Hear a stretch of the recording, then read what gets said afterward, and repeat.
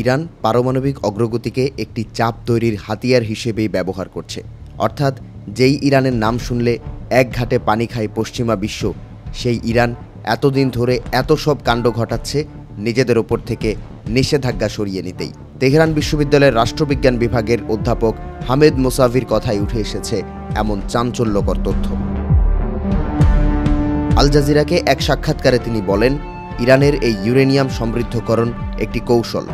60% uranium সমৃদ্ধকরণ কোনো অস্ত্র তৈরির চূড়ান্ত সিদ্ধান্ত নয়, বরং যুক্তরাষ্ট্রকে চাপ দিয়ে নিষেধাজ্ঞা তুলে নিতেই এই কৌশলটি নিয়েছে খামেনির দেশ।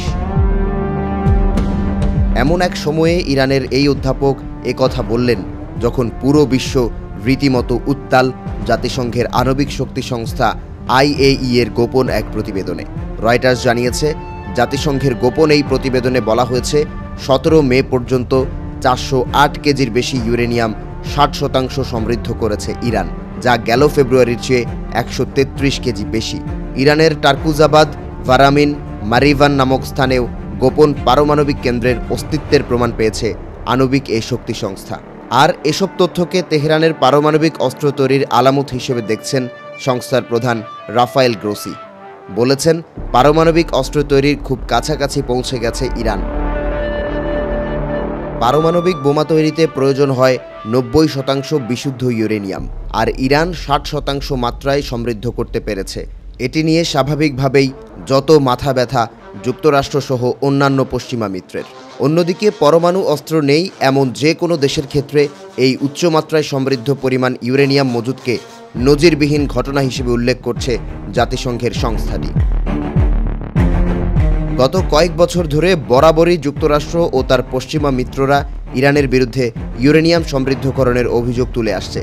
আর ইরানের এক কথা, তাদের পারমাণবিক কর্মসূচির উদ্দেশ্য সম্পূর্ণ শান্তিপূর্ণ এবং পারমাণবিক অস্ত্র তারা বানায় না। বিবিসির মতে 2015 সালে ইরানের পরমাণু কর্মসূচি নিয়ে একটি আন্তর্জাতিক চুক্তির পর এ সংক্রান্ত কর্মকাণ্ড সীমিত করেছিল ইরান। 2015 সালে ইরানের সঙ্গে পারমাণবিক চুক্তির শর্ত অনুযায়ী ইরান কিছু পশ্চিমা নিষেধাজ্ঞা থেকে মুক্তির বিনিময়ে তার পারমাণবিক শক্তি কর্মসূচি নিয়মিত পরিদর্শনের সুযোগ দিতে প্রতিশ্রুতিবদ্ধ।